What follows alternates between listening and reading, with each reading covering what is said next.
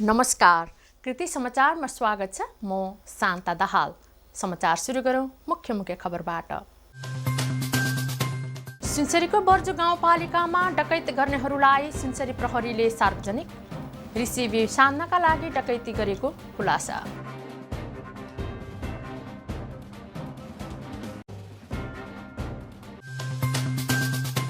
सरकार बनाउनेतिर भन्दा पनि फ्रेस म्यान्डेटमा जानुपर्ने राष्ट्रिय जनमुक्ति पार्टीका अध्यक्ष केपी पालुङवाको भनाई। सर्वपक्षीय सर्वदलीय सरकार गठन गरेर निर्वाचन गरिनुपर्ने। धरानको खानेपानीको मुख्य स्रोत सर्दु र खर्दुको मुहान क्षेत्र मर्मतका लागि धरान खानेपानी व्यवस्थापन बोर्ड जुट्यो। नगर प्रमुखको नेतृत्वमा 2 दिन निरीक्षण। झापाको छुट्टा छुट्टै स्थानमा आगलागी हुँदा करिब 1 करोड भन्दा बढीको क्षति।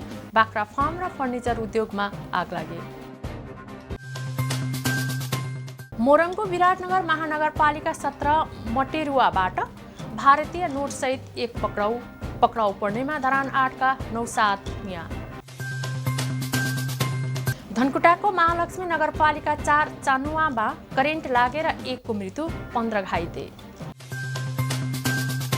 र धरान होलिडेज प्रालीद्वारा पाथिभरा मन्दिर दर्शन गर्न जाने यात्रुको लागि उडान सुरु।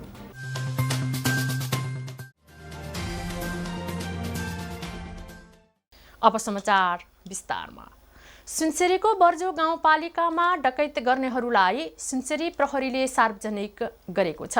बर्जो गाउँपालिका 1 का सुभाष चौधरीको घरमा गत फागुन 6 गते डकैत गरी फरार भएका 5 जनालाई सुनसरी प्रहरीले पक्राउ गरी सार्वजनिक गरेको हो। पक्राउ गर्नेमा बर्जु 1 की 36 वर्षीय सिर्जना चौधरी, इटहरी 13 का 32 वर्षीय नमाजुद्दिन आलम, सुनसरी छातावेलीका 28 वर्षीय मर्तुजा मिया, मोरङ बुढीगङ्गाका 30 वर्षीय अजिम मिया र दुहबी 11 का 30 वर्षीय सर्वन उराव रहेको जिल्ला प्रहरी कार्यालयले जनाएको छ।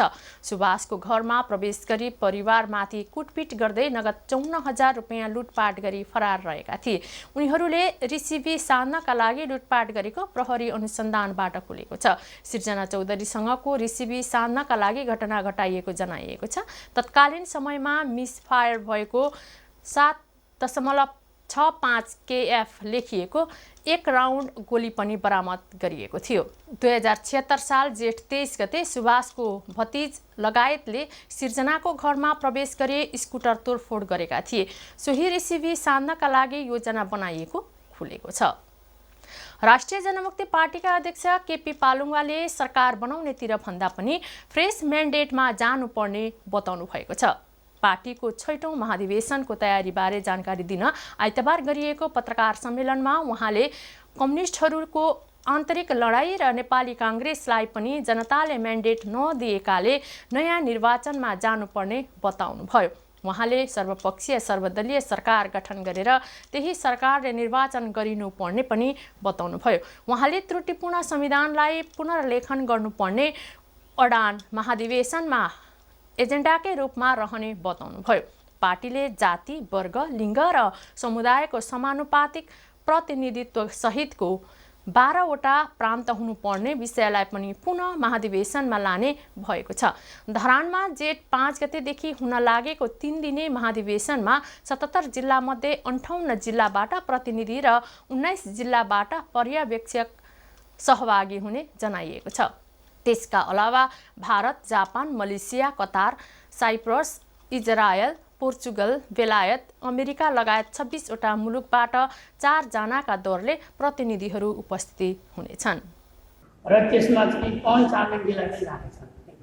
सिक्किममा सत्ता पक्षलाई पनि जाँदैछ र प्रतिपक्षलाई पनि जाँदैछ। यसरी हामी देशी विदेशी पाहुनाहरू बोलाउँदैछौँ र Japan, Malaysia, Qatar, Cyprus, Israel, Portugal, बेलायत, अमेरिका लगायत 26वटा राष्ट्रमा हाम्रो प्रवास शाखा रहेको छ। त्यो प्रवास शाखाबाट 4 जनाको प्रतिनिधिको व्यवस्था गरेका छ र त्यो मुलुकहरूबाट लगभग 4-5वटा राष्ट्रबाट चाहिँ आइसकेको छ। उहाँहरू यो महाधिवेशनलाई समय तालिका मिलाएर आइसक्नु भएको छ। अध्यक्ष पालुङवा 6औं राष्ट्रिय महाधिवेशन मूल तयारी समितिका संयोजक पनि हुनुहुन्छ।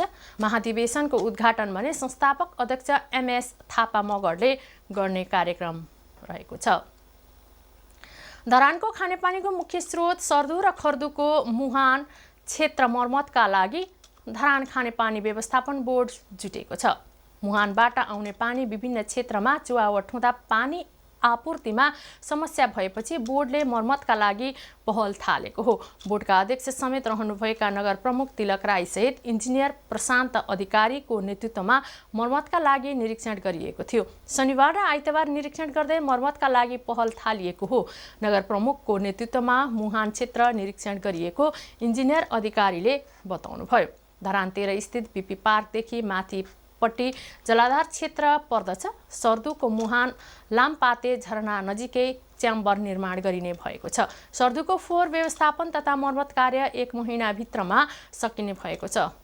खर्दुको विषयमा सूचना निकालेर टेन्डर प्रक्रिया अगाडि बढाइने बताइँदै इन्जिनियर अधिकारीले सकेसम्म काम चाँडै सुचारू गर्ने जानकारी दिनुभयो। झापाको छुट्टा-छुट्टै स्थानमा आइतबार बिहान आगलागी हुँदा करिब 1 करोडभन्दा बढीको क्षति भएको छ। झापाको वृद्ध शान्ति गाउँपालिका 4 देवी बस्तीको बाख्रा फार्ममा भएको आगलागीमा परि 40वटा बोयर जातका बाख्रा जलेका छन्। आगलागीको कारण खुल्न नसकेको फार्मका सञ्चालक ज्योति विमलीले बताउनुभयो। अर्धपक्की संरचना भएको फार्मका साथै बाख्रालाई खुवाउने दाना पूर्ण रूपमा जलेर नष्ट हुँदा 65 लाख बराबरको क्षति भएको उहाँको भनाइ छ। यसैगरी भद्रपुरमा एक फर्निचर उद्योगमा आगलागी हुँदा 50 लाख बराबरको क्षति भएको जनाइएको छ। हिजो बिहान 3 बजे भद्रपुर 7 मा यादव राज पोखरेलले सञ्चालन गरेको एपी फर्निचर उद्योगमा अचानक परेको चट्याङबाट विद्युत सर्ट भई आगलागी भएको हो। आगलागीबाट तयारी फर्निचर बनाउन प्रयोग हुने काठ लगायत सामग्री जल्दा 50 लाख मूल्य बराबरको क्षति भएको छ। त्यति समाचारमा अब विज्ञापन।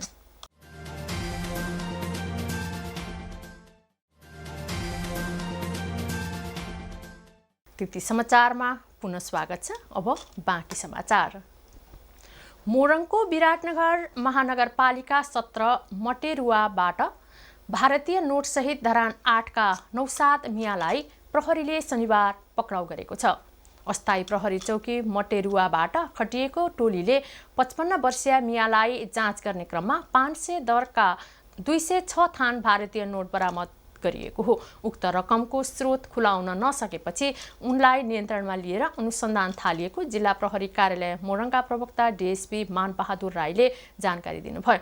उहाँका अनुसार 1,03,000 भारतीय रुपैयाँ बरामद गरिएको छ। धनकुटाको महालक्ष्मी नगरपालिका 4 चानुवामा करेन्ट लागेर शनिबार 1 जनाको ज्यान गएको छ। मोबाइल चार्ज गर्ने क्रममा विद्युत लाइनमा हाई भोल्टेज हुँदा करेन्ट लागेर चानुवाका चन्द्रबहादुर कार्कीको घटनास्थलमै ज्यान गएको प्रहरीले जनाएको छ। करेन्ट लागेर अन्य 15 जना घाइते भएको धनकुटा प्रहरी प्रमुख एसपी गोविन्द अधिकारीले जानकारी दिनुभयो। घाइते हुनेमा 55 वर्षीय बमकुमारी श्रेष्ठ, 61 वर्षीय पदम कुमारी श्रेष्ठ, 9 वर्षीय सावित्रा निरौला र 6 वर्षीय लाजी हाङजिमी रहेका छन्। उनीहरूको धरान स्थित बीपी कोइराला स्वास्थ्य विज्ञान प्रतिष्ठानमा उपचार भइरहेको छ। त्यस्तै 20 वर्षीय रमा रोका, 42 वर्षीय लीलादेवी भण्डारी, 60 वर्षीय मोतीमाया जिमी, 18 वर्षीय सम्जना लिम्बू र 23 वर्षीय तारा कटुवाललाई पनि धरान ल्याइएको छ। अन्य 6 जनाको स्थानीय स्वास्थ्य संस्थामा उपचारपछि घर फिरेका छन्। हाई भोल्टेजमा विद्युत प्रवाह हुँदा धेरैका घरमा मोबाइल टिभी जलेका छन्।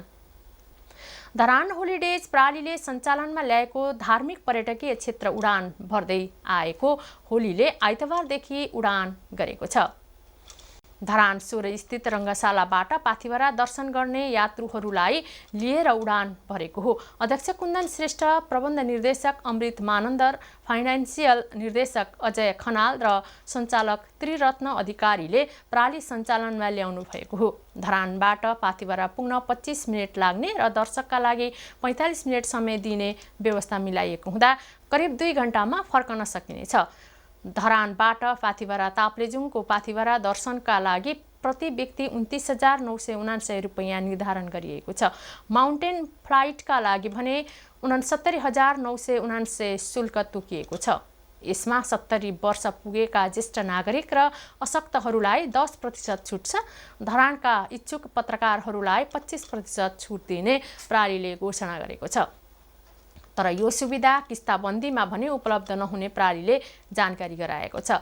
दिनको 100 वा मासिक 2500 किस्ता तिरेर धरान र इटहरी विराटनगरका विभिन्न सहकारी मार्फत किस्ताबन्दीमा समेत बिना ब्याजमा हेलिकप्टरबाट पाथिभरा दर्शन गर्न व्यवस्था मिलाइएको प्रहरीका सञ्चालक तथा निर्देशक अमृत मानन्दरले बताउनुभयो। योभन्दा अगाडि हामीले जुन पाथिभरा माताको लागि हेली टुरको व्यवस्था सेवा हामीले गरेको थियौँ, त्यो एक्सपिरियन्स हाम्रो लागि धेरै राम्रो थियो र अहिलेको जुन यो सेवा हामीले फेरि सुरुवात गर्नु पाएकोमा हामीहरू एकदम हर्षित भएको छौँ र अहिले धेरै दर्शनार्थीहरू पनि उत्सुक भएको छ। हेली सञ्चालनमा हामीहरूले विपन्न वर्गहरूलाई पनि लक्षित गरेर सहकारी मार्फत बिना ब्याजको किस्ताबन्दीमा दिनको 100 रुपियाँ अथवा महिनाको 2500 रुपियाँमा पनि हामीले यो सेवा उपलब्ध गराएको छौँ। प्रहरीले खोटाङको खलेसी सङ्खुवासभाको गुफा पोखरी जान चाहनेहरूलाई पनि हेली मार्फत लैजान सकिने जनाएको छ। 5 जनाको समूह बनाएर अन्य क्षेत्रहरूमा पनि दूरीको हिसाबले शुल्क लाग्नेछ। दुर्गम क्षेत्रका बिरामीलाई उपचारको लागि हवाई एम्बुलेन्सको रूपमा पनि सेवा दिनेछ। तारानिधि धनमाया स्मृति प्रतिष्ठानले भाषाविद प्राध्यापक डाक्टर टङ्क न्यौपाने सहित 3 जनालाई सम्मानित गरेको छ। इटहरीमा शनिबार प्रतिष्ठानले भाषाविद र न्यौपाने सहित कान्तिपुर दैनिकका सम्पादक सुधीर शर्मा, नेपाल पत्रकार महासङ्घ सुनसरीका निवर्तमान अध्यक्ष तथा केन्द्रीय सदस्य अमर खड्का र इटहरीको माया घरलाई सम्मानित गरेको हो। प्रतिष्ठानले राखेको 1 करोड रुपैयाँको अक्षय कोषको ब्याजबाट नगद सहितले सम्मानित गरिँदै आएको छ। सम्मान ग्रहणपछि भाषाविद न्यौपानेले प्राप्त रकमलाई शिक्षाबाट वञ्चित रहेका विद्यार्थीहरूलाई प्रदान गर्ने बताउनुभयो। कार्यक्रममा प्रदेश 1 प्रमुख सोमनाथ प्यासीले अधिकारी प्रतिष्ठानका संस्थापक समाजसेवी रामचन्द्र अधिकारी सम्मान पत्रसहित रकम प्रदान गर्नुभयो। धरानमा सिद्धि नेवा परिषद धरानको व्यवस्थापनमा नेवा भाषा तालिम सुरु भएको छ। नेवा देय दबु धरानको आयोजनामा र धरान उपमहानगरपालिकाको सहयोगमा सिद्धि नेवा परिषदका अध्यक्ष गोकुल प्रसाद श्रेष्ठको अध्यक्षतामा सम्पन्न भएको हो। आइतबार धरान 7 को सिद्धि नेवा परिषदमा सम्पन्न तालिमको उद्घाटन प्रमुख अतिथि तथा आदिवासी जनजाति विकास समितिका संयोजक धरान 15 का वडाध्यक्ष नरेश कुमार युवारमले गर्नुभयो। 1 महिनामा राम्ररी बोल्न नजाने पनि मुख्य बोलीचालीका भाषा सिक्न सकिने काठमाडौँबाट पाल्नुभएका नेवा भाषा प्रशिक्षक निरोज महर्जनले बताउनुभयो। नेवा थपु गुठी धरान 8, जिङ्गु समाज धरान 7, शाक्य कल्याण संस्था धरान 12 र सिद्धि नेवा परिषद धरान 7 मा एकैचोटि भाषा कक्षा सञ्चालन भइरहेको नेवा देय दबु धरानका अध्यक्ष मनोहर शाक्यले जानकारी गराउनुभयो। नेवा भाषा कक्षा दैनिक बेलुकी 4 बजेदेखि 6 बजेसम्म सञ्चालन हुने 1 महिना सञ्चालन हुने सिद्धि नेवा परिषदका अध्यक्ष गोकुल प्रसाद श्रेष्ठले जानकारी गराउनुभयो। कार्यक्रममा धरान 7 का वडाध्यक्ष जीवन सुवेदी, नेवा भाषा प्रशिक्षणका विषयमा सिद्धि नेवा परिषदका सचिव महेश प्रधान, प्राध्यापक उद्धव श्रेष्ठ लगायतले बोल्नु भएको थियो। कार्यक्रममा तालिमका सहभागी विभिन्न खलपुच तथा सङ्घ संस्थाका पदाधिकारीहरूको बाक्लो उपस्थिति रहेको थियो। कृति समाचार कन्यामा पुनः मुख्य खबरहरू। सुनसरीको बर्जु गाउँपालिकामा डकैत गर्नेहरूलाई सुनसरी प्रहरीले सार्वजनिक रिसिभी सान्नका लागि डकैती गरेको खुलासा।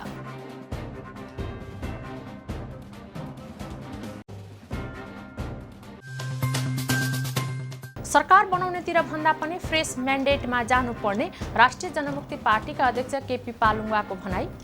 सर्वपक्षीय सर्वदलीय सरकार गठन गरेर निर्वाचन गरिनुपर्ने। धरानको खानेपानीको मुख्य स्रोत सर्दु र खर्दुको मुहान क्षेत्र मर्मतका लागि धरान खानेपानी व्यवस्थापन बोर्ड जुट्यो। नगर प्रमुखको नेतृत्वमा 2 दिन निरीक्षण। झापाको छुट्टा छुट्टै स्थानमा आगलागी हुँदा करिब 1 करोडभन्दा बढीको क्षति, बाख्रा फार्म र फर्निचर उद्योगमा आगलागी। मोरङको विराटनगर महानगरपालिका 17 मटेरुवाबाट भारतीय नोटसहित एक पक्राउ पर्नेमा धरान 8 का 9/7 मिया। धनकुटाको महालक्ष्मी नगरपालिका 4 चानुवामा करेन्ट लागेर 1 को मृत्यु, 15 घाइते। र धरान होलिडेज प्रालीद्वारा पाथिभरा मन्दिर दर्शन गर्न जाने यात्रुको लागि उडान सुरु। हवस् त कृति समाचार यति नै। कृति टेलिभिजन हेर्दै गर्नुहोला। नमस्कार।